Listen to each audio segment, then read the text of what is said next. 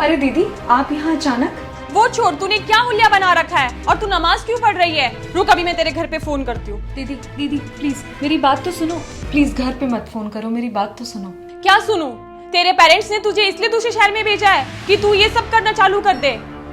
सनातन धर्म में क्या कमी थी जो तू ये सब करने पे उतारू है? दीदी सुनो, सनातन धर्म में एक नहीं कई कमियां हैं, इसीलिए मुझे धर्म परिवर्तन करना पड़ रहा है। जहाँ ऐसे व्यक्ति को भगवान की संज्ञा दी जाती हो जो अपनी गर्भवती पत्नी को घर से निकाल दे, उस धर्म को एक पढ़ा लिखा युवक कैसे फॉलो करेगा? ओ अच्छा, तेरा दिमाग भी धार्मिक छलावे का शिकार हो चुका है। तेरे साथ जिसने किया है उससे तो मैं बाद में निपटूंगी, पर पहले तेरे इस सवाल का जवाब देना बहुत जरूरी है। मैं तुझे सनातन धर्म की महत्वता बताती हूँ, तो सुन।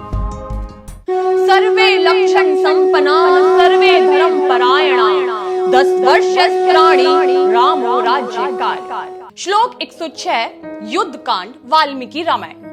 अर्थात सभी लोग और वासी उत्कृष्ट गुणों से संपन्न हो चुके थे और श्री राम 10,000 वर्षों तक शासन करते रहे और इसके बाद वाल्मीकि रामायण समाप्त थी। इसके बाद जो उत्तरकांड है बहुत बाद में जोड़ा गया। वहीं उत्तरकांड अध्याय कहता है कि माता सीता को भगवान श्री राम ने घर से निकाल दिया था और यह अध्याय वाल्मीकि जी ने नहीं जोड़ा। इसका सबसे बड़ा प्रूफ है इसकी लैंग्वेज और राइटिंग स्टाइल। शुरू के जो 6 अध्याय हैं उनका राइटिंग स्टाइल एक है, पर उत्तरकांड अध्याय का लेखन स्टाइल बिल्कुल अलग है। अगर तुझे विश्वास नहीं होता तो बता, हम किसी भी लेखन कार्य में कंक्लूजन कब देते हैं? सबसे आखिरी में। तो सुन और समझ। धर्मयम यशस्ये मायुष्यम राज्ञम च विजावहम आदि काव्यमिद्य चाशपुरा वाल्मीकिना कृतम पठे शृणायालुलोके नर पापा प्रमुच्यते।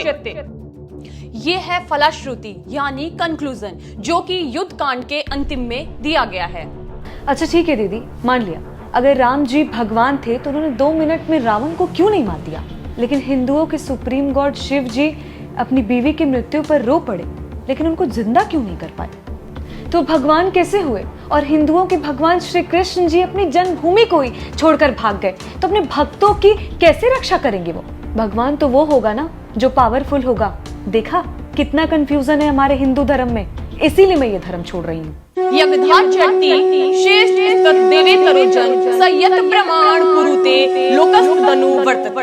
अर्थात जैसा श्रेष्ठ व्यक्ति या मनुष्य आचरण रखते हैं वैसे ही अन्य व्यक्ति आचरण करते हैं।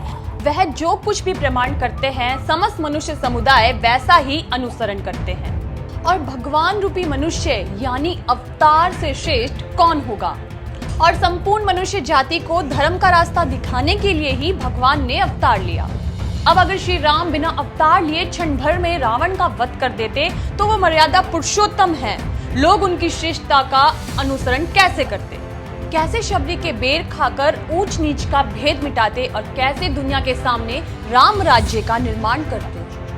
यही एक वजह है कि श्री कृष्ण को अपना जन्म स्थान मथुरा छोड़ना पड़ा, जिससे वे लोगों के सामने उदाहरण बने कि राजा का एकमात्र लक्ष्य लोगों की भलाई है और लोग उसका अनुसरण करें। वरना उन्होंने जिस दुष्ट राजा जरासंध की वजह से मथुरा छोड़ा, वो दुष्ट राजा जरासंध कभी भी श्री कृष्ण को नहीं हरा पाया। तो श्री कृष्ण से किसी ने पूछा कि आपको इसे मारने के पहले भी 17 बार मौके मिले, तो आपने इसे पहले क्यों नहीं मारा? तब श्री कृष्ण ने कहा कि हर बार युद्ध में पूरी धरती के पापी राजाओं को लेकर आता था और तब मैं उनका वध कर देता था। तब जरासंध अनजाने में ही सही धरती को पाप विहीन करने में मेरी मदद करता था। और तू हिजाब पहनकर दुनिया को ऐसी किताब से देखने की कोशिश मत कर जो धरती को फ्लैट बताती है। हम तो इसको हजारों वर्षों से ही गोल बता रहे हैं। है तेरे पास इसका जवाब? लेकिन मेरे पास तेरे सभी सवालों के जवाब हैं। शिव जी भूत भविष्य वर्तमान सभी के ज्ञाता हैं। उन्हें पहले पता था कि क्या होने वाला है, लेकिन उन्होंने फिर भी होने दिया।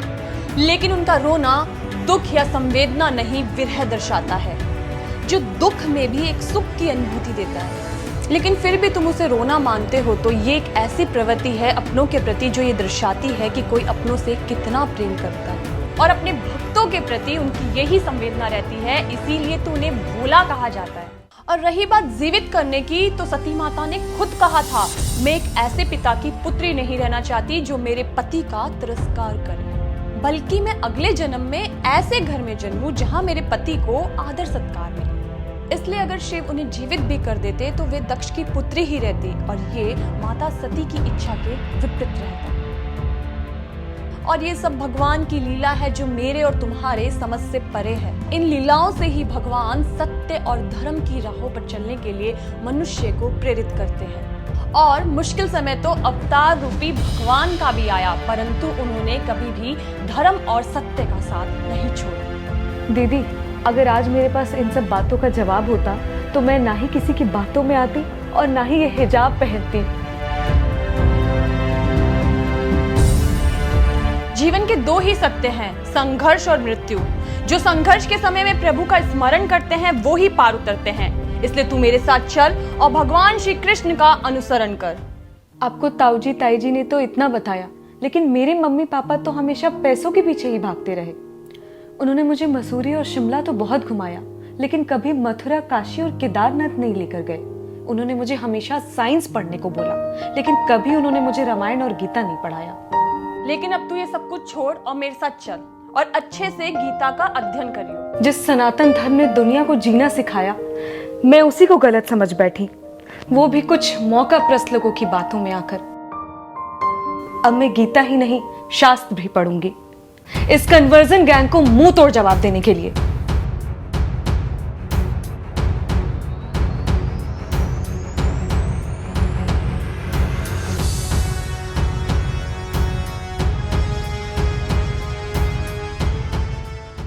कहाँ जा रहे हैं हिजाब? कोई बिना हिजाब के? वहीदा नहीं, वंदना। और रही बात हिजाब की, ये रख अपना हिजाब। चलो दीदी।